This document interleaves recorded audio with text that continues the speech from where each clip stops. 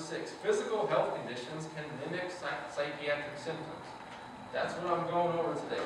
How to deal to the physical body so that you can manage your psychiatric symptoms. It's not a mental illness, it is a body imbalance. Number 7, the whole rest of the speech.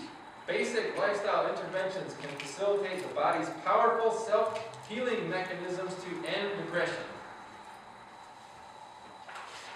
There are a lot of people these days who are standing for this way. And thank goodness for them.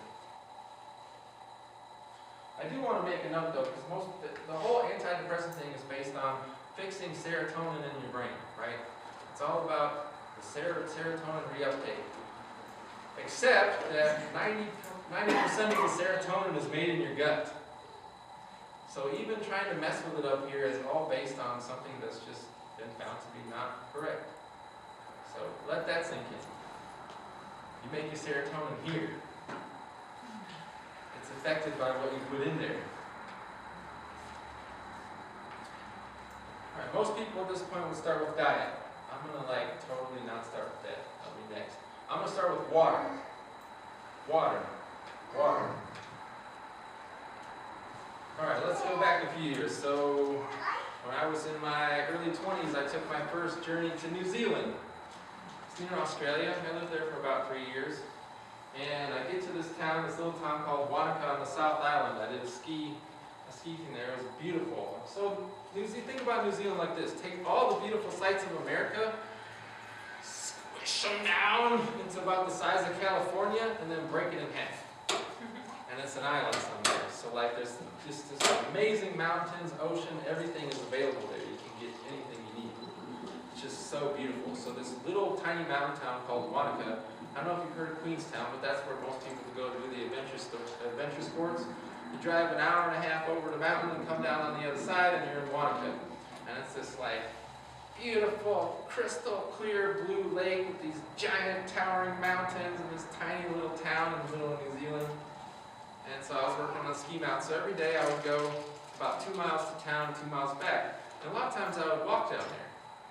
And then my roommate comes home one day with a bottle of water. He's like, yeah, there's a natural spring on the side of the road. You should try it sometime. I was like, oh, that sounds pretty cool. I'm like, what's the deal? He's like, it just makes you feel good. I'm like, huh. Something just sparked inside, oh, I love this. So I started to stop every day and fill up my water bottle. From that first time, I felt the change, instantly. I was like, whoa, this feels really good. From there, I went to another place in New Zealand. Now, this is totally by chance, right? Total synchronicity. I lived in a house in the middle of nowhere that had its own spring feeding the water system. And all they did was filter out the particulates. So I managed to live for a year and a half on this spring-fed water that just went right down the hill and into the house. So it was all my water. So I can tell you that year and a half living in nature, in the middle of nowhere, drinking spring water, I never was the same after that. I just changed. Here's why. The earth itself, we always get these things. It's either 60% water or 80% water, but the earth's got a lot of water. So we ourselves are pretty much the same. We're somewhere around 70% water. That's what we hear. We're 70% made of water. We are beings of water. We are literally walking bags of water. Storage units for water. So doesn't it make sense then that the quality of water that you put in is going to make an impact on how you feel? So what's in our water?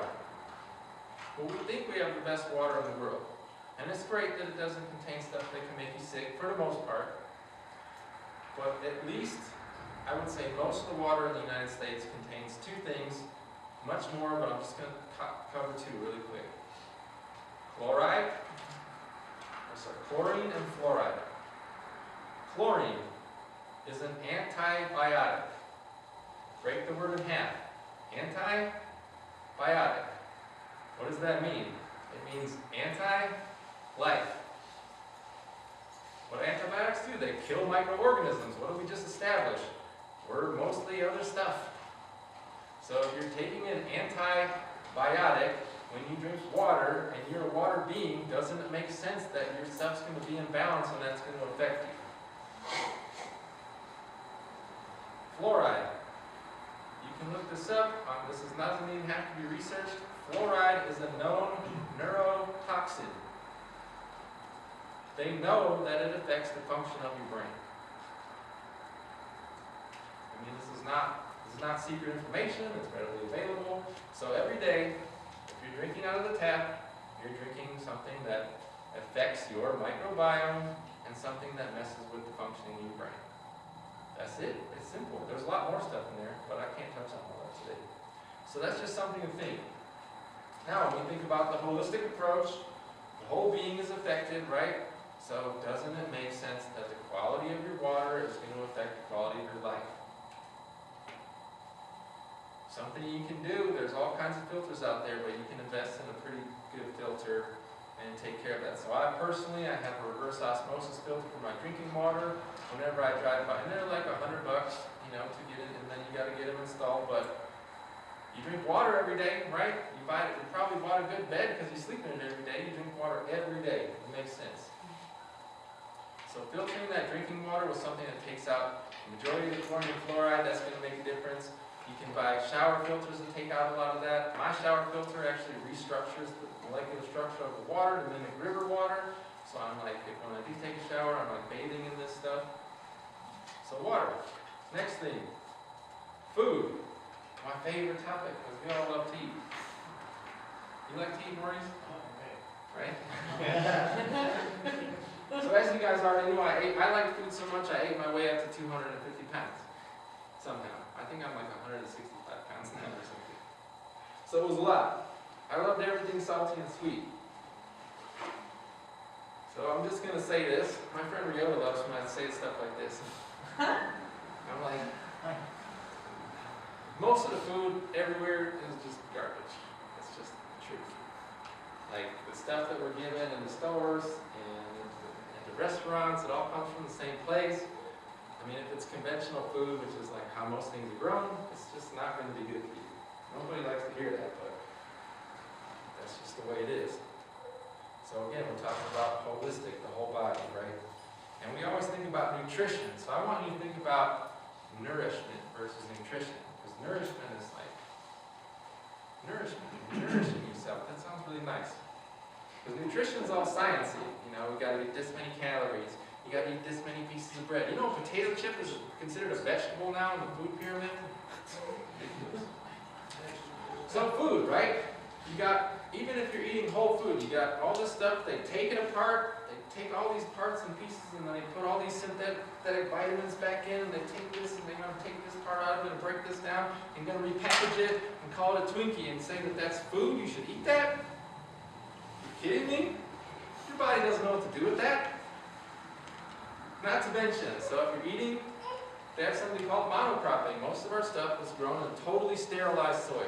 So it's getting pesticides, herbicides, fungicides, insecticides, fertilizers.